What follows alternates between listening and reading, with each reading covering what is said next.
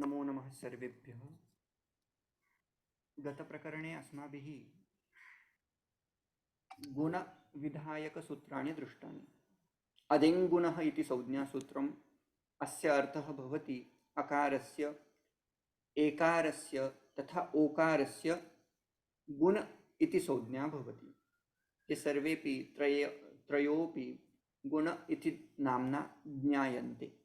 अ, ए, ओ इति। ततः तस्य विधिसूत्रमपि अस्माभिः पठितम्, आद्गुणः इति। आद्गुणः इत्यस्य अर्थः कः इति चेत् अकारात् अचि परे सति, नाम स्वरः परे सति, स्वरे परे सति पूर्वपरयोः उभयोः एकः गुणः आदेशः भवति। तत् पठितमासीत्। उदाहरणम् अस्माभिः दृष्टम्, उप अधिक इन्द्रः। उप इति एकं पदम्, इन्द्र इति अपरः शब्दः। प्रथमस्य शब्दस्य अन्ते कः अस्ति इति चेत् पकार उत्तर अकार अस्ति। पकार उत्तर अकारः अस्ति। अकारात् अपरः कः? इन्द्र इत्यस्मिन् शब्दे प्रथमः वर्णः अस्ति इ। अ इ। अधुना सूत्रम् अथवा सूत्रार्थं कथं घटयाम इति चेत् अवर्णात् अचि परे सति किं भवति? पूर्वपरयोः स्थाने एकः आदेशः भवति। अधुना अकारः आसीत् स्थाने, इकारः अपि आसीत् खलु। अधुना तयोः उभयोः मध्ये एकः एव आदेशः कर्तव्यः, किन्तु आदेशरूपेण कति आगताः? गुणः इति कथनेन कति वर्णाः तत्र आगताः? अ, ए, ओ इति त्रयः खलु। अ, ए, ओ इति त्रयाणामपि का संज्ञा अस्ति? गुण इति संज्ञा अस्ति। गुणः खलु। चेत् अवर्णात् अचिपरयोः, अवर्णात् अचिपरे पूर्वपरयोः एकः गुणः स्यात्। गुणः इति कथनेन एते त्रयेपि आगताः खलु। अधुना एतेषु त्रयेषु कः आदेशरूपेण कर्तव्यः इति प्रश्नः उदेति। तस्य कृते अस्माभिः एकं सूत्रं पूर्वं पठितम्, इको यनचि इत्यत्र। किम् आसीत् तत् सूत्रं? स्थानेन्तरतमः। स्थाने अन्तरतमः यः, सः आदेशरूपेण कर्तव्यः। उप अधिक इन्द्र इत्यत्र पकारोत्तरयः अकारः, तस्य कण्ठ इति स्थानम्। इकारः इत्यत्र तालु इति स्थानम्। नाम आदेशः अपि तादृशः स्यात् यस्य स्थानं कण्ठतालु अस्ति। तादृशः आदेशः कर्तव्यः। अस्माकं सविधे अकारः अस्ति, एकारः अस्ति, ओकारः अस्ति गुणरूपेण। तेषु त्रयेषु एकः कश्चन कर्तव्यः। अकारः कर्तुं शक्यते वा? कर्तुं शक्यते वा? केवलं कण्ठ, तस्य केवलं कण्ठ इति स्थानम् इति कृत्वा सः त्यक्तव्यः। कस्मात्? तस्य तालु इति स्थानं नास्ति खलु, केवल अ इत्यस्य कण्ठ एव स्थानम् इति कृत्वा अग्रिमं प्रति गच्छामः। अग्रिमः कः? एकारः। वेदयितोः कण्ठतालु इति कृत्वा एकारः परफेक्ट् वर्तते। अकार इत्यस्य कण्ठस्थानमस्ति, तत्तु उचितमेव, किन्तु तालु इत्यस्य अभावः आसीत् इति कृत्वा अग्रिमं प्रति गच्छामः।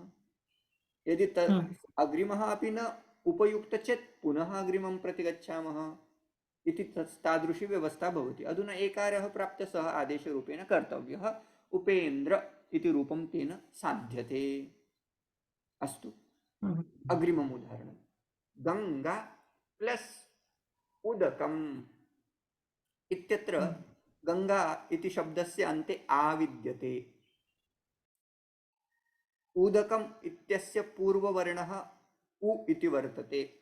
अवर्णात्, अ इति कथनेन अ आ सर्वेपि 18 भेदाः आगच्छन्ति। अत्र आ अस्ति इति कृत्वा अवर्णात् पूर्वनिमित्तं प्राप्तम्। अचि परे उ इति अच् मध्ये आगच्छति वा, अच् प्रत्याहारे आगच्छति वा? उ वर्णः आगच्छति, स्वरः अस्ति इति कृत्वा उ अपि आगच्छति। तेन किं भवति? पूर्व परयोः स्थाने एकः आदेशः कर्तव्यः। सः एकः आदेशः कः? गुणः।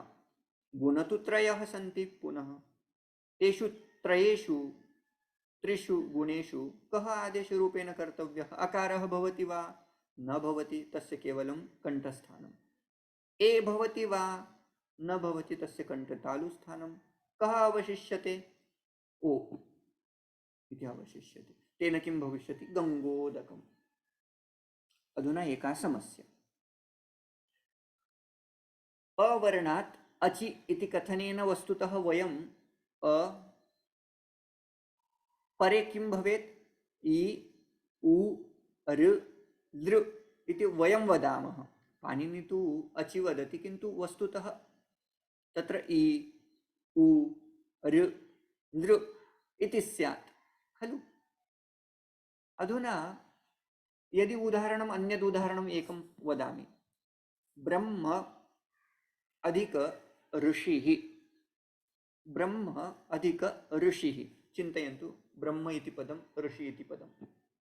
ब्रह्म इत्यस्य पदस्य अन्ते अकारः अस्ति, अग्रे ऋकारः वर्तते। सूत्रार्थः, अयं सूत्रार्थः तत्र उपयोजनीयः। अवर्णात्, अवर्ण तु अस्ति, अवर्णात् अचि परे, अच् मध्ये ऋकारः आगच्छति, अस्तु। तयोः पूर्वपरयोः स्थाने एकः गुणः भवति। अधुना अ इत्यस्य स्थानं कण्ठ, ऋ इत्यस्य स्थानं ऋटुरषाणां मूर्धा, मूर्धास्थानम् अस्ति। तयोः उभयोः स्थाने, पूर्वपरयोः स्थाने एकः आदेशः कर्तव्यः।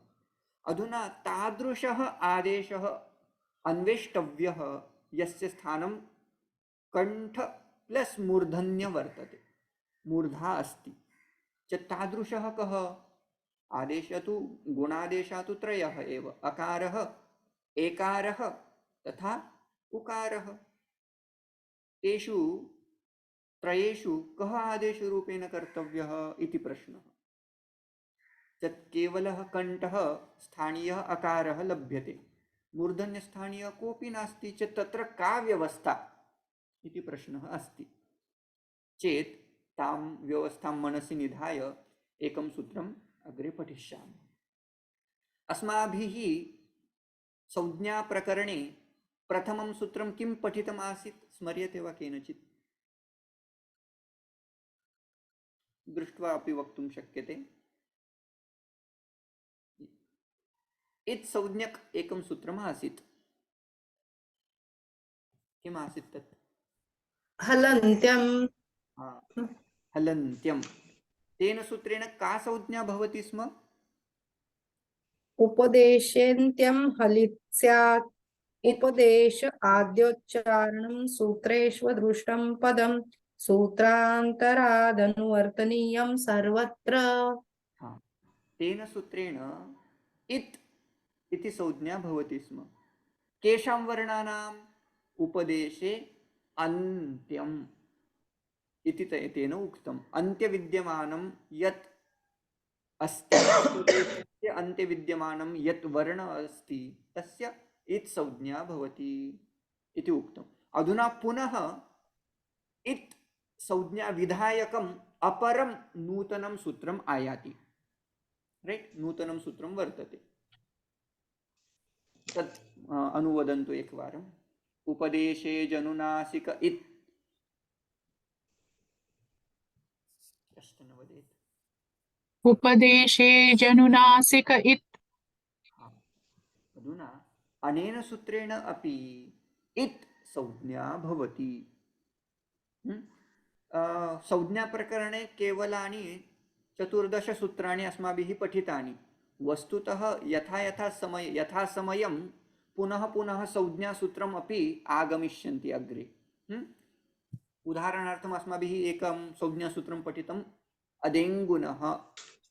अग्रे अपि भविष्यति वृद्धिरेचि इत्यादिकं, वृद्धिरादैश्च इत्यादिकं। स्थाने स्थाने पुनः संज्ञासूत्रमपि आगमिष्यति, केवलं संज्ञाप्रकरणे एव भवति इति न। अस्तु, इति उपदेशे अच् अनुनासिकः इत् इति उक्तं। तस्य अर्थः कः? उपदेशे नाम उपदेशमध्ये विद्यमानः कः? अनुनासिकः अच्। अच् इत्युक्ते किं? स्वरः। कीदृशः स्वरः? अनुनासिक स्वरः। तस्य का संज्ञा भवति इति चेत् इत् संज्ञा भवेत् इति अर्थः। अवगतम्? अधुना अवगमिष्यते, यतोहि उपदेशे इत्युक्ते किं? तद् ज्ञायते। अनुनासिक इत्युक्ते किं? तदपि ज्ञायते खलु। अच् इत्युक्ते किम् इति भवद्भिः सर्वैः ज्ञायते इति मन्ये। उपदेश नाम किम्? अधुना एव पठितं शैलीवर्याभिः। आद्योच्चारणम्। आद्योच्चारणम्। आद्योच्चारण नाम पाणिनि महर्षिः, कात्यायनी महर्षिः, पतंजलि महर्षिः अथवा भगवान् शिवः यद् उक्तवान् आगम सूत्रादिकं यद्यत् माहेश्वर सूत्रादिकम् अस्तु, माहेश्वर सूत्राणि आदेश चतुर्दश। आगम इत्यादिकं सर्वमपि उपदेश इति नाम्ना ज्ञायते। उपदेशस्य मध्ये विद्यमानः यः अच् नाम स्वरः, उपदेशे यदि स्वरः वर्तते, कीदृशः स्वरः? तद् स्मर्तव्यम्। अनुनासिकः स्वरः। अनुनासिक इत्युक्ते किम्? किम् आसीत् सूत्र? संज्ञाप्रकरणे पठितम्। अनुनासिक संज्ञा विधायकं सूत्रं किम्? Oh, that is nasal sounds. But सूत्रं वक्तव्यं खलु, तेन Okay. पुनः पुनः आवर्तनं भविष्यति। आम् आम् आम् सत्यं खलु। यमं गणानां नासिका च। न न न, तन्न तन्न तस्मिन्नेव मुखनासिकावचनं नासिक। Correct, you have to guess that sutra also, right? मुखनासिको मुखनासिका वचनोनुनासिकः इति मुखसहित उच्चार्यमाणः वर्णः अनुनासिक संज्ञा स्यात्। मुखसहित नाइन्थ वन। करेक्ट। मुखनासिकावचनोऽनुनासिकः। तत्सूत्रं तेन अनुनासिक संज्ञा भवति। नाम यस्य उच्चारणे मुखसहित नासिकया यः उच्चार्यमाणः वर्तते तादृशः स्वरः तस्य अनुनासिक संज्ञा भवति। अस्तु, अनेन सूत्रेण किं भवति? यदि उपदेशे अनुनासिक स्वरः वर्तते चेत् तस्य इत् संज्ञा कर्तव्या, तावदेव अस्य अर्थः। संज्ञासूत्रं संज्ञां करोति। कस्य कस्य इत् संज्ञा?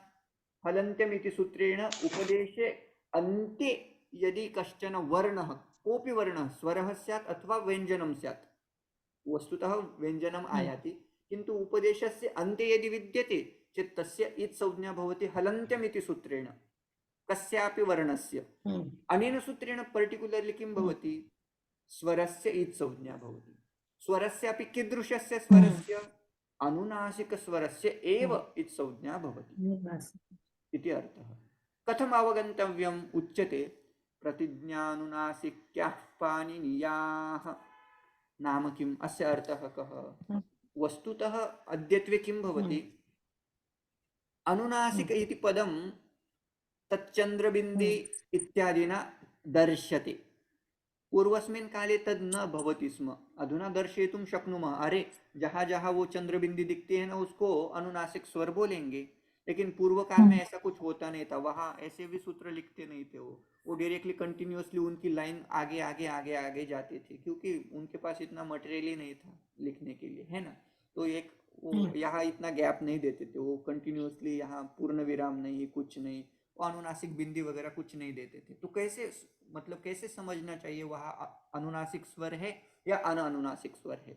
बोलते हैं प्रतिज्ञा अनुनासिक्याः पाणिनीयाः। अस्य अर्थः कः? नाम पाणिनिना प्रोक्ता ये ये वर्णाः सन्ति ते गुरुपरम्परया ज्ञातव्याः। नाम यदि भवतां यः पाठकः वर्तते सः यदि वदति ओ अत्र अयं स्वरः अनुनासिकः अस्ति चेत् अवगन्तव्यम् अरे पाणिनिपरम्परायाम् एवमेव पाठ्यते अयम् अयं स्वरः अनुनासिकः स्वरः अयम् अयं स्वरः अनुनासिकः न अनुनासिकः इति प्रतिज्ञानुनासिक्या पाणिनीयाः ज्ञायन्ते। एवं तस्य अर्थः, तस्य पङ्क्त्याः अर्थः। रैट्। टिप्पणी मध्ये अपि भवन्तः द्रष्टुं तदेव अर्थं मया प्रतिपादितः, अर्थः प्रतिपादितः। अस्तु महोदय, वहाँ पे जो वर्ण भी आते हैं ना अनुनासिक, हर एक क वर्ग में लास्ट में, हाँ, वो अत्र भी तु अनुनासिक वस्तुतः ही है। स्वराणां वस्तुतः अच् इत् अच् इति उक्तत्वात् केवल स्वराणां स्वीकारः अत्र कर्तव्यः। वस्तुतः ते अपि अनुनासिकधर्मवान्, किन्तु अत्र तु अच् इति कथनेन स्वराः एव स्वीकर्तव्याः इति अर्थः। आम् अस्तु, अधुना अस्य उपयोगः कुत्र दर्शितः? उच्यते, माहेश्वराणि सूत्राणि पठितानि खलु? उच्यन्ते वा एकवारम्? ऐ उन् ऐ उन्रु लुक् ए ऐ औच् ऐ वरन् टन् यम गणनम झबय कफ चटत चप्ट तव कपय शससर हल्। किञ्चित् त्यक्तं, किन्तु अस्तु, तत्र वस्तुतः आवश्यकः पाठ कः इति चेत् ऐ उन् रिल् रिक् ए ओम् ऐ औच् ऐ वरट् लन्। अत्र अस्तु अस्तु यम गणनम अस्तु, लन् अच् हा, लन् इत्यत्र लकारः वर्तते, तत् लिखित्वा दर्शयामि अहं। हा, अस्तु, स्लैड् अपि अस्ति मम सकाशे, क्षम्यताम्।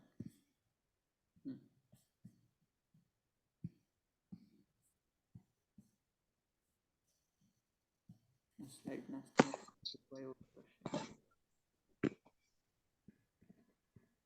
अद्य नूतन छात्रा अस्ति वा नन्दिनी भगिनी? न, सा तु आसीत्, किन्तु तस्याः स्वास्थ्यं सम्यक् नासीत् इति कृत्वा सा न आगच्छति स्म। किं वक्तव्यमासीत्? लण् इति सूत्रं खलु। ऐ उन् रिल् रिक् ए उङ् ऐ औच् हय वरट् हय वर and लन्। नौ अत्र पश्यन्तु, पुनः वर्धयित्वा दर्शयामि।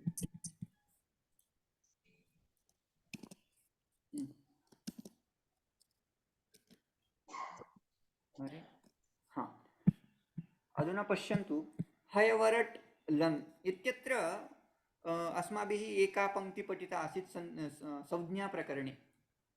हकारादिषु अकारः उच्चारणार्थः।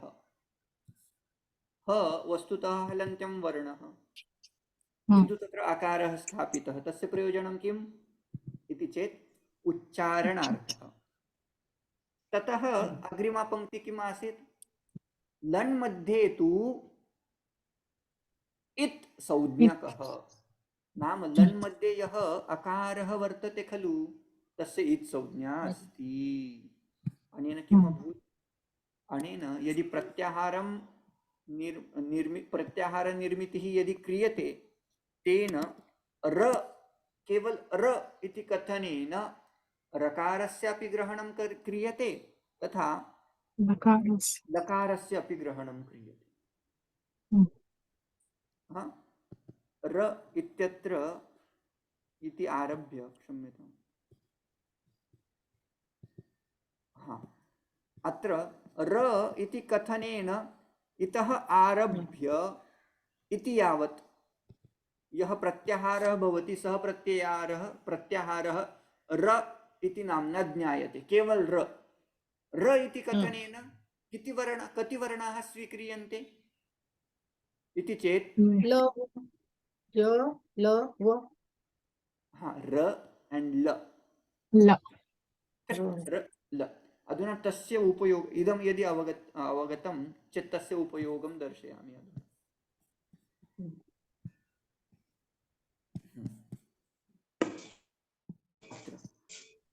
लन् सूत्रस्थ अवर्णेन सह उच्चार्यमानः रेफ र ल योः संज्ञा भवति इति अर्थः। करेक्ट्। तस्य पङ्क्तिं पठामः। लं च तत् सूत्रं तत्र तिष्ठति लं सूत्रस्थः स च असौ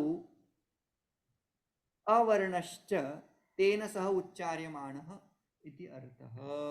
एवं च उरन्रपरः इत्यत्र र शब्दः रप्रत्याहारबोधकः तेन रलयोः ग्रहणं भवति।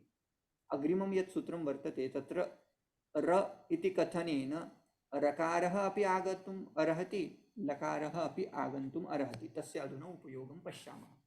इदं सूत्रं किमर्थम् आगतं? संज्ञाकरणार्थं। कस्य संज्ञा भवति इति चेत् उपदेशमध्ये विद्यमानः अनुनासिकः स्वरः, उदाहरणार्थं लण् इत्यत्र अनुनासिकस्वरः स्वीकृतः, अनुनासिक वाला ह तत्र अस्माभिः ग्राह्यः। अस्तु, तस्य उपयोगः कुत्र चेत् अग्रिमं सूत्रं उरन् रपरः उच्यताम्। उरण्रपरः। उरन् रपरः। अधुना अत्र ऊः इति षष्ठीविभक्त्यन्तं पदं, षष्ठीविभक्ति एकवचनं। यदि ऋ वर्णं चालयामः, ऋकारान्तशब्दः, तस्य षष्ठीविभक्ति एकवचनं भवति। उदाहरणार्थं पितृ इति शब्दः, तस्य षष्ठी एकवचनं किम् इति चेत् पितुः। पितुः। तथैव केवल ऋ वर्णं चालयामश्चेत् ऊः इति षष्ठीविभक्ति एकवचनम्, ऊः। अस्तु, या मतलब षष्ठी विभक्ति के द्वारा क्या दिखाया जाता है? तो स्थानी, ऋकार के स्थान पर कुछ आदेश हो। कौन सा आदेश बोलते हैं? अन्। अन् आदेशः भवति कस्य स्थाने? ऋकारस्य स्थाने। समीचीनम्। अस्तु, किन्तु सः अण् कीदृशः स्यात्? रपरः सन्, तस्य परः सर्वदा रकारः स्यात्। यदा यदा अण् विधीयते तदा तदा सः अण् एकाकी न आगच्छति, तेन सह र आगच्छति। र इति कथनेन लकारः अपि स्वीकर्तुं शक्यते। तेन एव अर् अल् इति आदेशरूपेण भवन्ति। उदाहरणं किम् इति चेत् अत्र पश्यामः। अधुना तस्य सूत्रार्थं पश्यामः। ऋ इत्यस्य स्थाने अण् इति आदेशः भवति। सः आदेशः एकाकी न भवति, रपरः सन् प्रवर्तते इति अर्थः। अस्तु, ऋ इति 30 संज्ञा इति उक्तं। ऋ इति कथनेन 30 वर्णाः स्वीक्रियन्ते। कस्मात्? ऋ इत्यस्य 18, लृ इति वर्णस्य 12 इति कृत्वा 30 इति संज्ञा भवति तेषां, संख्या भवति तेषाम्। अस्तु, यदि ऋवर्णस्य स्थाने आदेशः कर्तव्यः चेत् अकारः तु आगच्छति, किन्तु सः एकाकी न, तेन सह रकारः आगच्छति। तथैव लृ इति वर्णस्य स्थाने यदि आदेशः कर्तव्यः, तेन सह अण् नाम अकारः आगमिष्यति। अकारेण सह पुनः रकारः आगच्छति उत लकार इति चेत् ल इति अपि आगच्छति। लृवर्णस्य स्थाने अल् इति आदेशः, ऋवर्णस्य स्थाने अर् इति आदेशः। उदाहरणं किं पश्यामः? प्रथमम् उदाहरणं पश्यामः, ततः पुनः सूत्रार्थं वदिष्यामि। कृष्ण अधिक रिद्धिः, कृष्ण अधिकः रिद्धिः इति उदाहरणं। कृष्ण इति पदम् अकारान्तं पदमस्ति। रिद्धिः इति स्वरादि पदं वर्तते। रिद्धिः, तत्र सर्वप्रथमं किं सूत्रं प्रवर्तते? अधुना वदन्तु। आद्गुणः। आद्गुणः सूत्रं किं वदति? अवर्णात् अचिपरे सति पूर्वपरयोः स्थाने एकः आदेशः भवेत्, एकः गुणः आदेशः भवेत्। अधुना अ अस्ति, ऋ अस्ति, उभयोः पूर्वपरयोः स्थाने एकः गुणः कश्चन कर्तव्यः। गुणः संज्ञकाः वर्णाः के? अ, ए, ओ इति त्रयः। ओ।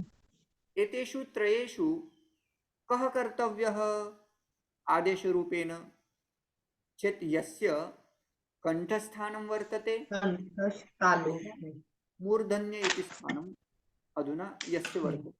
अधुना कण्ठ तथा मूर्धन्यस्थानीयवर्णः न अस्ति तत्र। अस्ति अ ए ओ इत्यत्र कण्ठ तथा मूर्धन्यस्थानीय नास्ति चेत् तस्य व्यवस्था कथं तस्य कृत्वा उरन् रपरः आगच्छति।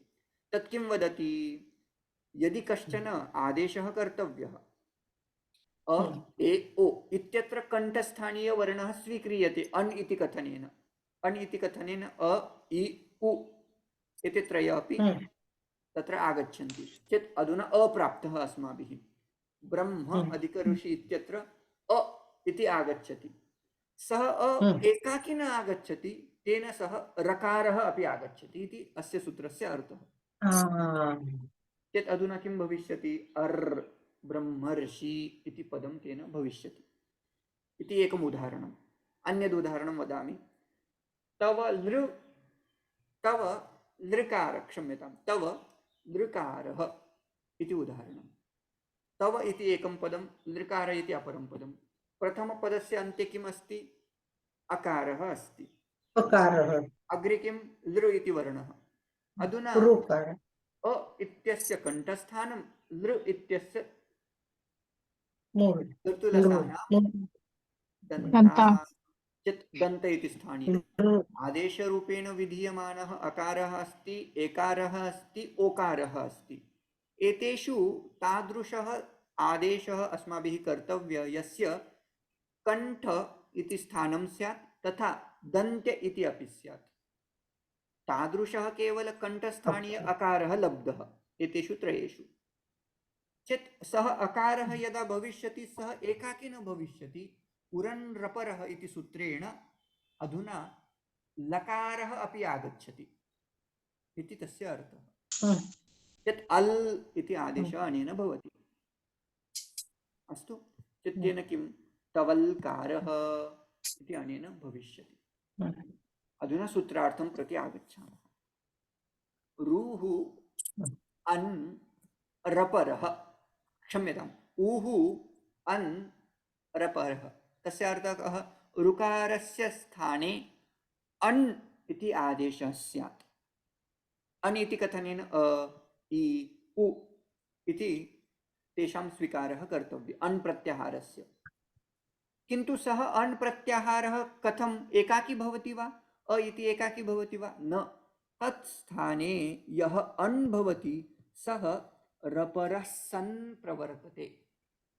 अकारस्य परः सर्वदा रकारः भवति। रकार इति कथनेन ल इति अपि अवगन्तुं शक्यते। चेत् अण् यत्र यत्र भवति कुत्रचित् इकारः भविष्यति, कुत्रचित् ऋकारः। तत्रापि यथा यथा तत्र उदाहरणं प्राप्यते तत्र पश्यामः। उरन् रपरः बहुधा प्राप्यते, बहुत्र प्राप्यते। तत् स्थाने नाम कस्य स्थाने? रु वर्णस्य स्थाने अथवा लृ वर्णस्य स्थाने यः अण् भवति सः रपरः सन् प्रवर्तते। यदि लृ वर्णस्य स्थाने क्रियते चेत् ल परः सन् प्रवर्तते इति अर्थः। कृष्णार्धि इत्यत्र ऋकारस्य स्थाने तथा रकारस्य स्थाने अ तथा ऋ इत्यस्य स्थाने अर् इति आदेशः। तवल्कारः इत्यत्र अल् इति आदेशः एवं वर्तते। अस्तु, एतावता स्पष्टम्? अग्रिमं सूत्रं प्रति गच्छामः वा? बुद्धेः स्पष्टमस्ति किन्तु पौनःपुन्येन यदि अभ्यासः क्रियते चेत् आगमिष्यति। यदि कन्सेप्ट् क्लियर् वर्तते चेत् तथा पर्याप्तम्। आम्, किन्तु इदानीं भवान् यदि पृच्छति अहं वक्तुं न शक्नोमि, किन्तु अहम् अवगतं, मम अवगतम्। अधुना अग्रिमं सूत्रद्वयं वर्तते। तत् वस्तुतः तस्य कृते समयः आवश्यकः।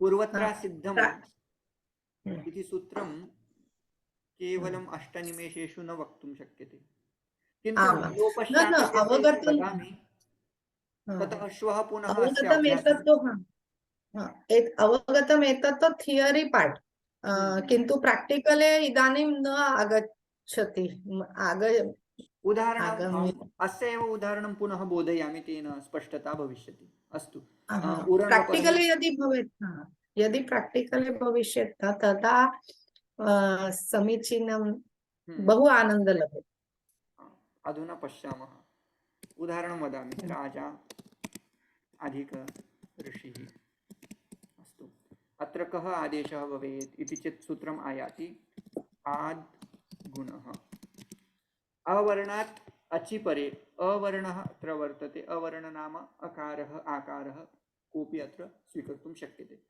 अवर्णात् अचि परे सति ऋकारः अच् मध्ये आयाति वा आयाति चेत् तत्र किं भवेत् एकः गुणः भवेत् इति अर्थः गुणः संज्ञकाः के इति चेत् अ ए, ओ अस्ति अधुना आ तथा ऋ एतेषां स्थानमस्ति कण्ठ तथा ऋटुरषाणां मूर्धा मूर्धा मूर्धन्यस्थानं वर्तते आदेशेषु कण्ठस्थानीयः केवल अकारः अस्ति किन्तु मूर्धास्थानीयः वर्णः न चेत् तत्र का व्यवस्था कर्तव्या इति प्रश्नः इति प्रश्ने सति तत्र सूत्रमायाति उरन् क्षम्यताम् उरन् परे उरन् रपरः इति नाम किं ऋकारस्य ऊः इति षष्ठीविभक्त्यन्तं पदं यदि तस्य सामान्यः अर्थः क्रियते चेत् ऋवर्णस्य स्थाने अथवा लृवर्णस्य स्थाने इति अर्थः ऋकारस्य स्थाने लृकारस्य स्थाने किं यः अण् भवति अण् इति कथनेन अ इ उ इति त्रयः अपि स्वीकर्तुं शक्यन्ते अ इ उ अत्र तु वस्तुतः केवल अकारस्य आवश्यकता वर्तते अस्तु अन् किन्तु सः अन् एकाकी न सः रपरः सन् प्रवर्तते रपरः सन् प्रवर्तते इति अर्थः अस्तु चेत् तेन किम् अत्र किम् उच्यते अत्र राजा राज आकार यदि निष्कास्यते तस्य स्थाने अ इति आनीतः किन्तु सः अन् एकाकी न भविष्यति तस्य सह र अपि भविष्यति इति अर्थः अकारः एतस्मात् आकारः गतः ऋषि इत्यस्मात् ऋ इति पदं गतम् उभयोः स्थाने अर् इति भवति राइट तेन किं राजर्षिः इति भवति एकं पुनः अपरम् उदाहरणं बोधयामि तव अधिक लृकारः अथवा लृकारः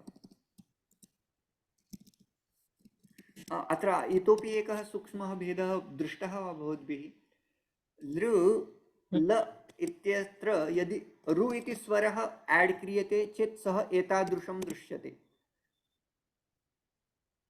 ल प्लस् ऋ वर्णः सः एतादृशं दृश्यते किन्तु लृ इति स्पेशल् स्वर वर्तते सः एवं दृश्यते उभयोः भेदः एवम् अवगन्तव्यः ऋ इत्यत्र किञ्चित् तत्र कर्व इत्यादिकं भवति अत्र तु साक्षात् उपयुक्तः नाम मध्ये गैप् इत्यादिकं नास्ति तत्र अत्र गैप् वर्तते अत्र तु साक्षात् एवं लेखनीयः सः स्वरः वर्तते स्पेशल् स्वरः लृ अस्तु अधुना उदाहरणे किम् अ इति वर्तते लृ इति वर्तते कण्ठस्थानीयः तथा दन्त्यस्थानीयः खलु एतत् मार्जयामि लृ अनयोः स्थाने पूर्वपरयोः स्थाने एकः एव आदेशः भवति एकः कः इति चेत् गुणः गुणेषु अपि त्रयः सन्ति अ ए ओ तेषु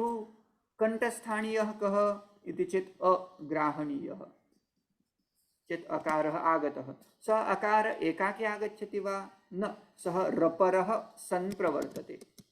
रपरः र केवल र इति कथनेन रकारस्य अपि ग्रहणं भवति, लकारस्य अपि ग्रहणं भवति। एतत् केन अवगतम्? उपदेशे अच् अनुनासिकः इत्, उपदेशे जनुनासिक इत् इति सूत्रं पठितं पुरनरपरः इत्यस्मात् प्राक्। तेन किं बोधितं? लण् इत्यस्मात् रः इति प्रत्याहारकथनेन र ल अनयोः स्वीकारः तत्र कर्तव्यः इति अर्थः। केवल र इति कथनेन, केवल रपरः इति कथनेन तत्र रकारः अपि स्वीकर्तुं शक्यते, लकारः अपि स्वीकर्तुं शक्यते। स्थानं दृष्ट्वा पश्यामः। उदाहरणं किम्? अत्र तु दृकारस्य स्थाने तु रकारः कर्तव्यः, रकार नाम र इति साक्षात् नागच्छति, तत्र ल इति आगच्छति इति अर्थः। तेन तवल् अल्कारः इति अर्थः। अयम् अकारः वकारे गमिष्यति, तव, अयं लकारः तु तवल्कारः इति संयुक्तः वर्णः भविष्यति। तवल्कारः इति अस्य उपयोगः। अस्तु, अग्रिमं सूत्रं श्वः पश्यामः। किं तत्र बहु पूर्वत्रासिद्धम् इत्यादिकं किञ्चित् टेक्निकल् पार्ट् वर्तते, तत् श्वः पश्यामः। लोपः शाकल्यस्य इति वा? न, पूर्वत्रासिद्धम् इति तस्य अग्रिमं सूत्रम्। अच्छा, तस्य उपयोगः तस्य तत्र भविष्यति पूर्वत्रासिद्धम् इत्यस्य। हा, अस्तु, ॐ पूर्णमदः पूर्णमिदं पूर्णं पूर्णात् पूर्णमुदच्यते पूर्णमुदच्यते पूर्णस्य पूर्णस्य पूर्णमादाय पूर्णमादाय पूर्णमेवावशिष्यते। ॐ शान्ति शान्ति शान्तिः। गुरुभ्यो नमः। धन्यवादः धन्यवाद धन्यवादः महोदय। महोदय। मिलामः, महोदय। समये आगच्छन्तु श्वः। हरि ओम्। हा, आम् आम्, निश्चयेन।